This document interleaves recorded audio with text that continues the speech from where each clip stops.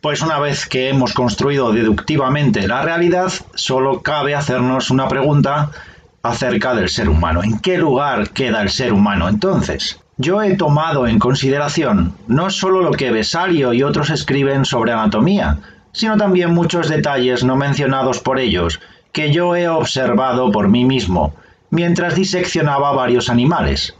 He pasado mucho tiempo diseccionando durante los últimos 11 años y dudo que exista algún doctor que haya hecho tan detalladas observaciones como yo, pero no he encontrado nada que no pueda explicarse por las causas naturales. Lo que tenemos que decir entonces es que, en relación al problema del ser humano, Descartes también defiende un dualismo antropológico.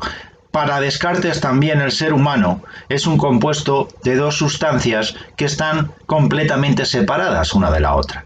La cuestión de la muerte no se produce porque se separen ambas sustancias, sino porque el cuerpo deja de funcionar, como cualquier máquina. Ya lo avisamos al principio que el mecanicismo era crucial para entender el pensamiento de Descartes, el mecanicismo propio de esa época. El cuerpo es concebido como una simple máquina. Cuando el cuerpo deja de funcionar, la vida termina.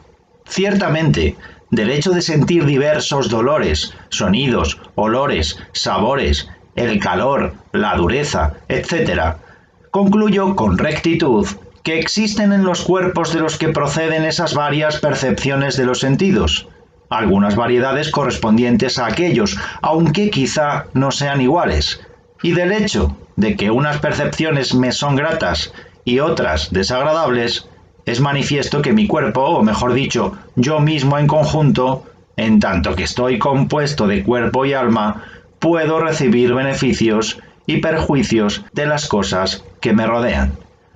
Lo dijimos, en cuanto que alcanzamos esa primera certeza indubitable, el yo pienso, cuando analizamos ese pensamiento, lo que descubríamos eran las ideas, y esas ideas al final tenían un fundamento. Para algunas de ellas era Dios, las ideas innatas, pero el resto de las ideas que mi entendimiento maneja resulta que tenían un fundamento real.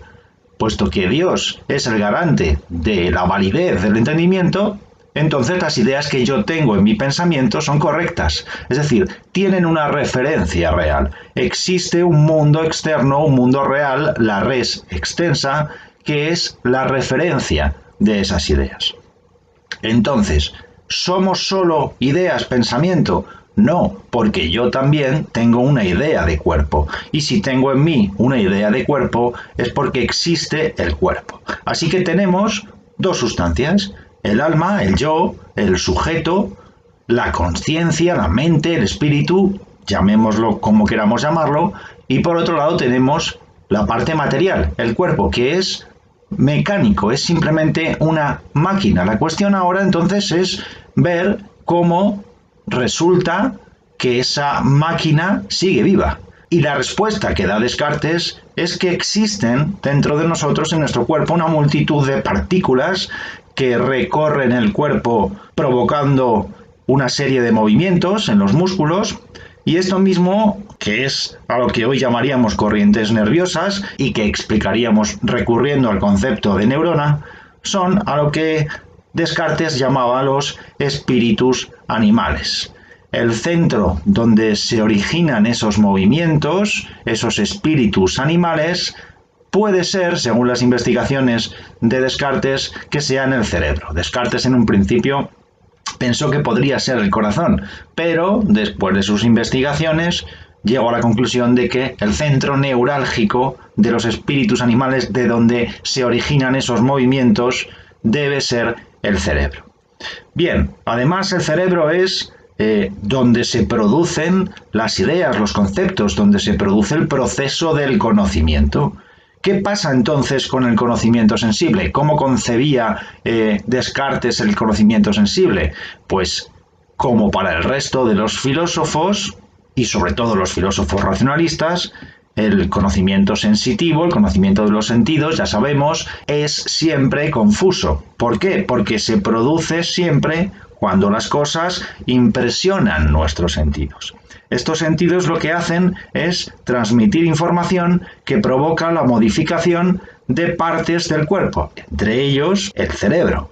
Y dentro de esa instancia, que es el entendimiento, se encuentra una facultad a la que Descartes denomina el sentido común. El sentido común lo que hace es reorganizar esa información y transmitir esas modificaciones a otra de las facultades, la imaginación. Al final, estas modificaciones de las primeras impresiones quedan retenidas en la memoria. Ya tenemos las tres facultades para el conocimiento sensitivo: los sentidos, el sentido común, la imaginación y la memoria. El proceso lo describe Descartes pues de forma muy similar, como lo habían hecho ya otros pensadores de la tradición filosófica, como puede ser, de los que hayamos estudiado nosotros, como puede ser Aristóteles o el propio Tomás de Aquino, que también lo explicaba, ese proceso de abstracción, de cómo se pasa de cosas sensibles, de lo particular, a lo universal. El mejor ejemplo para comprender cómo funciona este proceso del conocimiento sensible, es primero establecer un principio que dice que no es lo mismo las impresiones que yo tengo, las ideas que se generan en mí, que las cosas a partir de las cuales se generan esas ideas y esas impresiones. No funciona de la misma manera, y para esto solo tenemos que pensar en el momento en el que, por ejemplo, pulsamos una tecla del ordenador. Si yo pulso la tecla espaciadora del ordenador ahora mismo, en pantalla lo que podéis ver es una cosa muy diferente de mi dedo, que es el que presiona la tecla, y de la tecla misma. Esto es un poco una metáfora para comprender la naturaleza de los fenómenos mentales. Lo primero que tenemos que tener claro es que no es lo mismo la idea o el concepto que tenemos nosotros de la realidad, de las cosas de la realidad, que las cosas mismas. Claro, tenía un problema. Él estaba convencido de que el ser humano es un compuesto de dos sustancias, alma y cuerpo, pero están completamente separadas, son completamente diferentes. El alma es inmortal y es inmaterial, mientras que el cuerpo muere y además es materia. Bien, ¿cómo salvamos entonces? Aquí está el problema filosófico. ¿Cómo salvamos entonces esa radical separación entre alma y cuerpo? Porque ese es el problema. Si admitimos que somos dos sustancias, pero que esas dos sustancias son completamente diferentes y están completamente separadas, ¿qué podemos decir entonces realmente de lo que es el ser humano? Porque parece ser que el ser humano es una unidad. Cuando decimos ser humano estamos refiriéndonos a una única cosa, no a dos sustancias separadas. Bien, necesita Descartes postular de alguna manera un punto de unión o una instancia a través de la cual se produzca la unión entre el alma y el cuerpo.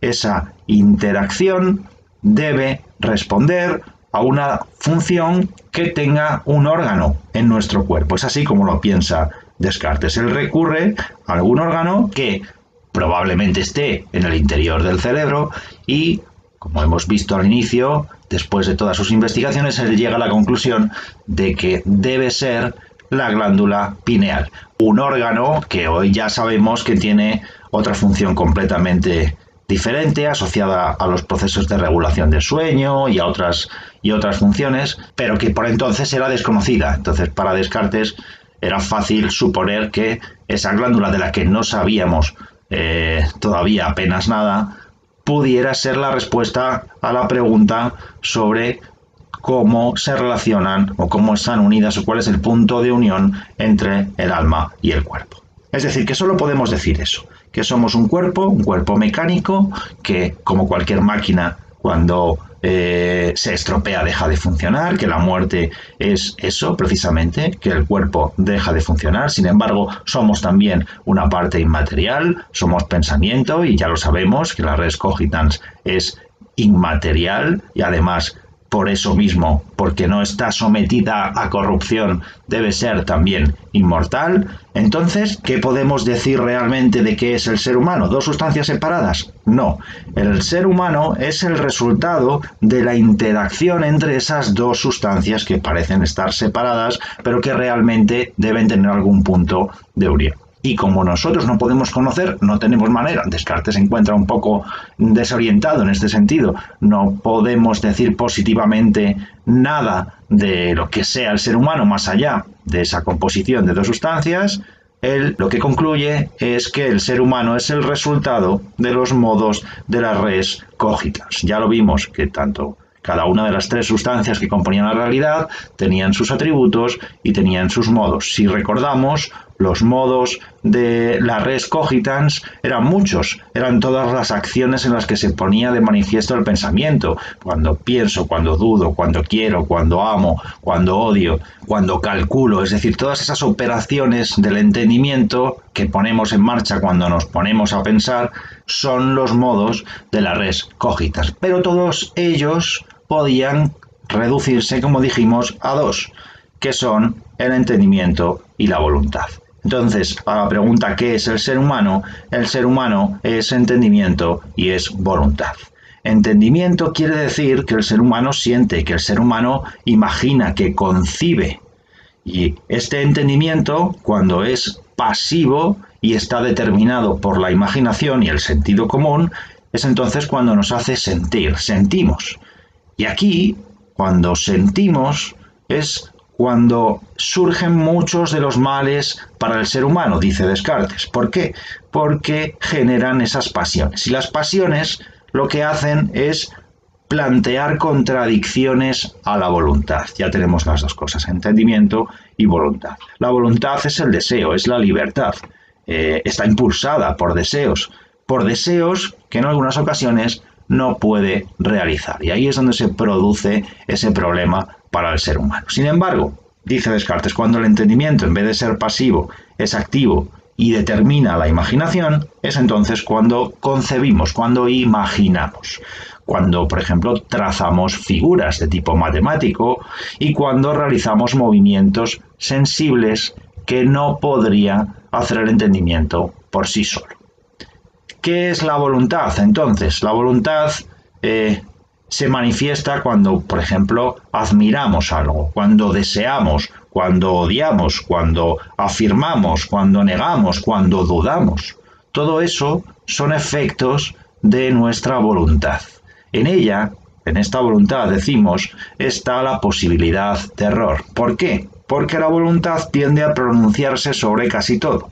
Y al pronunciarse sobre un conocimiento que no es claro, que no es evidente, entonces comete errores. Al ser libre el ser humano, porque posee esta voluntad, entonces la voluntad tiene un mayor campo de acción de lo que lo tiene el entendimiento. Y esto lo que quiere decir es que por esto mismo está más expuesta al error. Podemos decir que según Descartes, la voluntad es un campo infinito. Por eso dice en algún momento también que es por la voluntad por lo que nos asemejamos a Dios.